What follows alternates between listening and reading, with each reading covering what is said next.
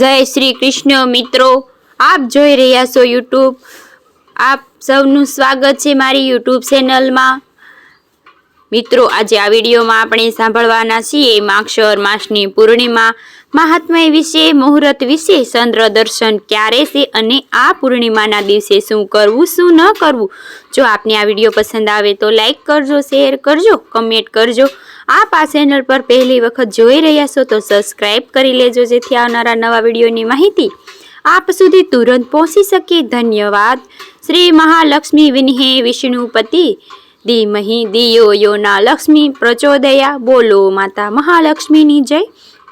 મિત્રો, પૂર્ણિમા અર્થાત ફૂલ મૂલ ચંદ્ર ચોડે સોળે કળાએ ખીલા રહે છે.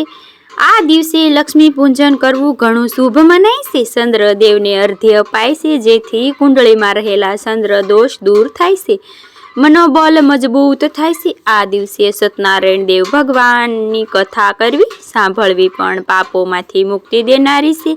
માગશર માસની પૂર્ણિમા દિવસે સ્નાન, દાન, જપ, તપ ઘણો મહત્વ છે, મહિમા છે. લક્ષ્મી પૂજન કરવાથી ઘરમાં જીવનમાં સદૈવ માતા મહાલક્ષ્મીની કૃપા બની રહે છે. ધનની ક્યારેય કમી રહેતી નથી. પૂર્ણિમાના દિવસે વ્રત પણ થાય છે. આ દિવસે કોઈ પણ શુભ કાર્યનો આરંભ કરીએ કે શુભ કાર્ય કરીએ ઉત્તરોમાં ઉદ્ધિત છે, વૃદ્ધિ પામે છે. પૂર્ણિમાના દિવસે જે પ્રદોષ કાળ અર્થાત સૂર્યાસ્ત સમયની આસપાસ જે સમય હોય છે ત્યારે લક્ષ્મી પૂજન કરવાનો અને દીપદાન કરવાનો મહિમા છે. ધન સંપત્તિ મનોબળ બળોતરી થાય છે. સૌ પ્રથમ આપણે જાણી લઈએ માગશર પૂર્ણિમા તિથિ ક્યારે આરંભ થાય છે. ચંદ્ર દર્શનનો સમય શું છે. આપણે આપણા હિન્દુ પંચાંગ અનુસાર માગશર માસની પૂર્ણિમા તારીખ 4 ડિસેમ્બર 2025 ગુરુવારે સવારે લગભગ 8:30 વાગ્યા તિથિ પ્રારંભ થાય છે. આ પૂર્ણિમાની તિથિ પૂર્ણ થાય છે 5 ડિસેમ્બર 2025 શુક્રવારે વહેલી સવારે લગભગ 4:43 આસપાસ. પૂર્ણિમાનું વ્રત હંમેશા રાત્રિના ચંદ્ર દર્શનનો સમય હોય છે. ફૂલ મૂલ હોય, પૂર્ણ ચંદ્ર હોય ત્યારે પૂર્ણિમાનું વ્રત રખાય છે.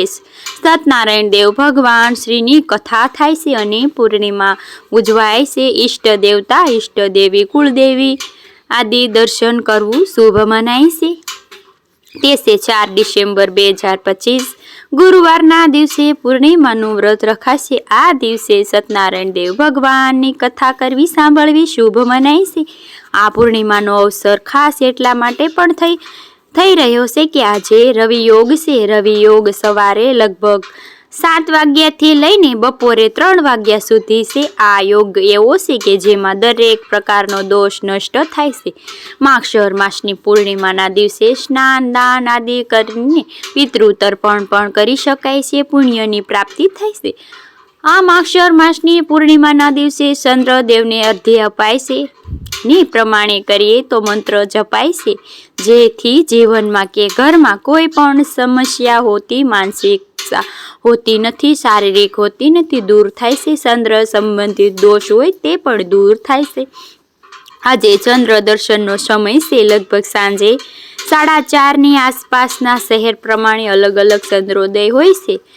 જો તે જોઈએ તે ચંદ્ર દર્શન કઈને આ પૂર્ણિમાનું વ્રત પૂર્ણ થાય છે. પૂર્ણિમાનું વ્રત આમ તો એક જ દિવસનું હોય છે. ભક્તો વ્રત કરવા માંગે છે તેઓ સવારે વહેલા ઉઠી સ્નાન આદિ પરવારી શુદ્ધ વસ્ત્ર ધારણ કરે, ત્યારબાદ મનમાં હૃદયમાં આપણા ઈષ્ટદેવનું ધ્યાન કરે અથવા માતા મહાલક્ષ્મીના મંત્ર જાપ કરી શકે છે. ભગવાન શ્રી નારાયણ પ્રિય એવું આ પૂર્ણિમાના દિવસે સત્યનારાયણ દેવ ભગવાનનો વ્રત સંકલ્પ પણ થાય છે. આજે ભક્તો વ્રત કરવા માંગે છે તેઓ સવારે વહેલા ઉઠી સંકલ્પ સાંજના સમયનો દાન પુણ્ય કરે. જરૂરિયાતમંદને દાન પુણ્ય કરવું. મંદિરોમાં પણ દાન કરી શકાય છે. બ્રાહ્મણ દેવતાને પણ દાન કરી શકાય છે. આપણી શ્રદ્ધા હોય એ પ્રમાણે દાન પુણ્ય થોડું અવશ્ય કરવું. આ દિવસે એવું કહેવાય છે કે જો સાંજે પ્રદોષ કાળમાં માતા મહાલક્ષ્મીના નામનો દીવો, અખંડ દીવો જે આખી રાત ચાલે છે તેવો પ્રગટાવવામાં આવે. ઘરમાં આપણા ઈષ્ટદેવના પણ દીવો પ્રગટાવી શકાય છે. તેમના ઘરમાં નકારાત્મક પ્રભાવ દૂર થાય છે. આજે ઘરના મેઇન દરવાજા પાસે સાથીઓ કરાય છે, ઉમરાનું પૂજન કરાય છે, જેથી માતા મહાલક્ષ્મીનું આગમન ઘરમાં બન્યું રહે છે.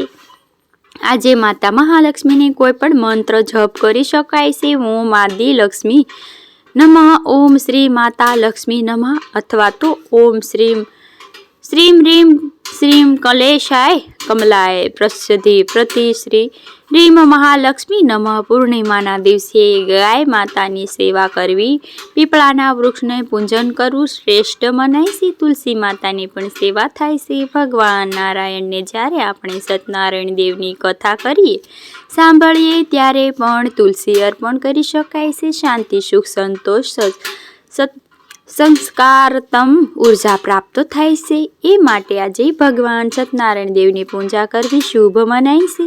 લક્ષ્મી અને ચંદ્રદેવની પણ માક્ષર માસની પૂર્ણિમાના દિવસે સ્નાન, દાન, જપ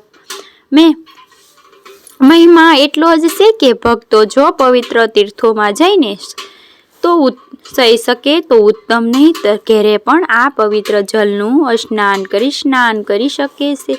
સંકટ દૂર થાય છે અને ઘરમાં સુખ સમૃદ્ધિનો વાસ બન્યો રહે છે. આજે ઘણા લોકો કુળદેવીના દર્શન પણ કરવા જાય છે.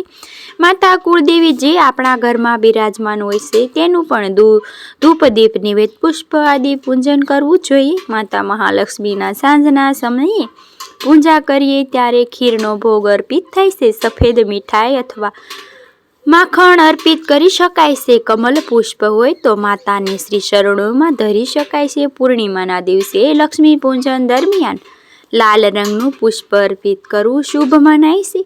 અધિક લાભ થાય. આ ઉપરાંત કનકધારા સ્ત્રોત પાઠ કરવો, સાંભળવો પણ ઉત્તમ છે. માતા મહાલક્ષ્મીની કૃપા સદૈવ બની રહે. ધન વૃદ્ધિ માટે પૂર્ણિમાના દિવસે 11 કોટી લઈને ઉપર હળદર લગાડીને લાલ વસ્ત્રમાં લપેટીને પૂજા સ્થાપન રખાય છે. પૂજા સંપન્ન થઈ જાય પછી તે પોટલીને તિજોરીમાં રખાય છે. આ પોટલીને જો આપણા તિજોરીમાં હોય છે તો દર પૂર્ણિમાના દિવસે પૂજા લેવી અને ફરી રાખવી દેવી. ઘરમાં બરકત રહે છે. પૂર્ણિમા કે જે ચંદ્રદેવને અત્યંત પ્રિય છે.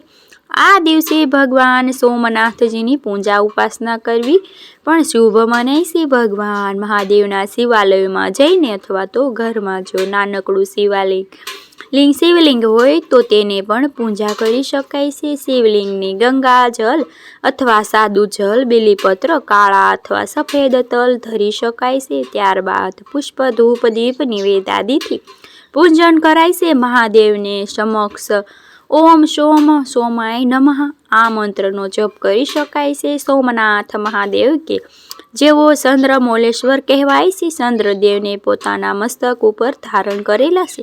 જો આપણે મહાદેવની પૂજા કરીએ તો પણ ચંદ્રદેવની પૂજા આપોઆપ થઈ જાય છે. એટલા માટે ચંદ્રમૌલેશ્વર ભગવાન શ્રી પૂજા આજે ઉત્તમ ફળ આપનારી છે. ભગવાન મહાદેવને મૃત્યુંજય મંત્રનો જપ કરી શકાય છે અથવા તો ઓમ સોમાય નમઃ આ મંત્રનો જપ પણ કરી શકાય છે. તો મિત્રો, આપણે સાંભળ્યું પૂર્ણિમા ક્યારે છે, પૂર્ણિમાનું મુહૂર્ત શું છે, શું કરવું શું ન કરવું. મને આશા છે કે આપને આ વિડીયો જરૂર પસંદ આવ્યો હશે. માક્ષર માસ કે જે ભગવાન શ્રી કૃષ્ણને અત્યંત પ્રિય છે. આ માસમાં જે ભગવાન શ્રી કૃષ્ણને અર્જુન અને ગીતાનો ઉપદેશ આપ્યો હતો, ભગવાન શ્રી કૃષ્ણએ પ્રિય એવું આ માસમાં ભગવાન શ્રી કૃષ્ણની સેવા પૂજા કરી શકાય છે. મંત્ર જપ પણ કરી શકાય છે. આજના દિવસે ગીતાનો પાઠ કરી શકાય છે. વિષ્ણુ સહસ્ત્ર પાઠ કરી શકાય છે. લક્ષ્મી સ્તુતિ કરી શકાય છે, સાંભળી શકાય છે. આ રીતે પૂર્ણિમાના દિવસે પૂર્ણિમા જે રાત્રિ છે તેનો લાભ ઉઠાવવો જોઈએ. મન ઉપર અસર કરે છે. પૂર્ણિમા અને અમાવસ્યાના દિવસે ભરતી ઓડ આવે છે જ્યારે દરિયો નદી, તળાવ કે તો આપણા મન ઉપર કેટલી અસર થતી હશે. આપણા ઈષ્ટદેવના નામ જપ કરવા જોઈએ જેથી મન પવિત્ર રહે, મનમાં વૃદ્ધિ ન થાય, ચિંતા કલેશ ન થાય અને ઘરમાં પણ સુખકારી રહે. આમ પૂર્ણિમાનું ઘણું મહાત્મ્ય છે. આજે પૂર્ણિમાના દિવસે ભગવાન વિષ્ણુના સહસ્ત્ર નામ પાઠ કરાય છે. પુણ્ય આપનાર આ મંત્રનો જપ એકવાર અવશ્ય કરવો જોઈએ. મંત્ર છે નમો તસ્વે અંતાય સહસ્ત્ર મૂર્તે સ્નેહ